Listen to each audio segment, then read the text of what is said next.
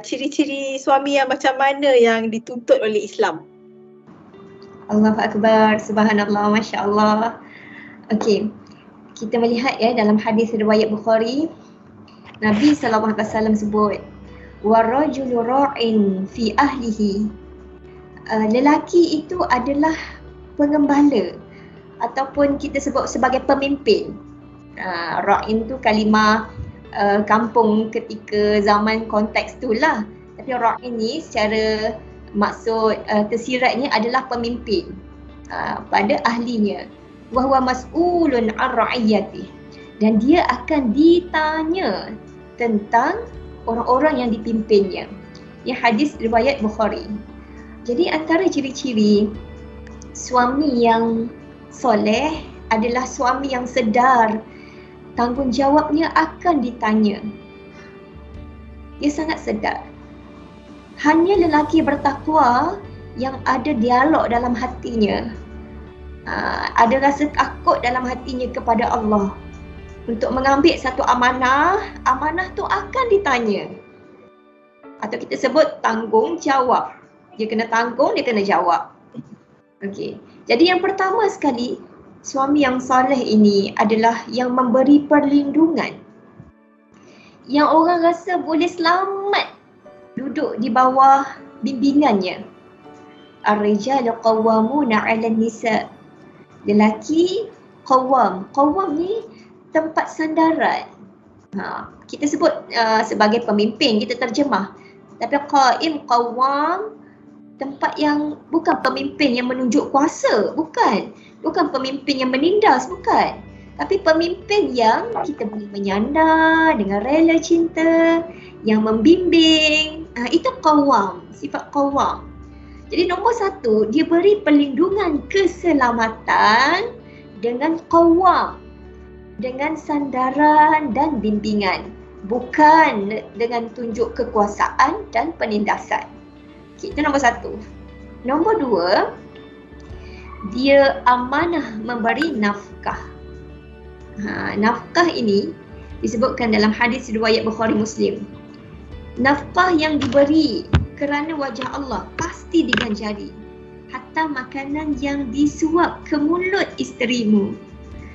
Ya Allah, cara Nabi sebut ni, kita dapat imagine satu suasana yang beri nafkah itu pun bukan dengan rasa macam terpaksa, tapi dengan penuh sopan santun, dengan penuh keindahan budi dan akhlak.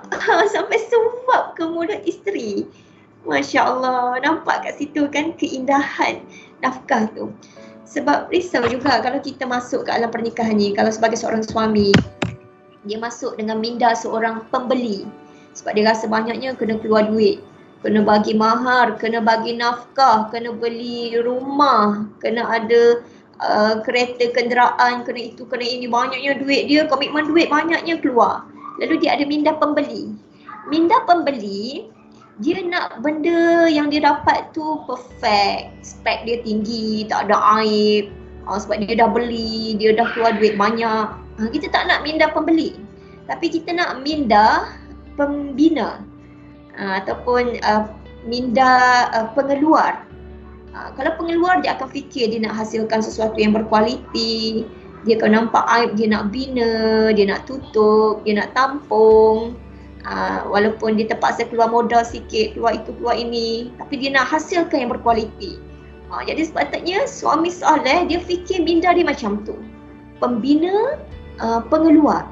Jadi yang dibagi pun dengan sumber yang berkat, cara yang baik, penuh rela, penuh cinta, tak mengungkit, tak ada penderaan mental dengan kata-kata yang sakit. Itu yang kedua. Yang ketiga, pergaulan yang baik. Pergaulan yang baik. Allah sebut dalam surah An-Nisa ayat 19. Wa'ashiruhunna bil ma'ruf. Bergaulah dengan mereka dengan ma'ruf. Wahai para suami, semua suami bergaul dengan isteri secara ma'ruf. Ma'ruf ni apa? Ma'ruf ni lawan mungkar. Ma'ruf ni yang dikenal baik. Tak memudaratkan. Bukan macam hubungan majikan dengan hamba.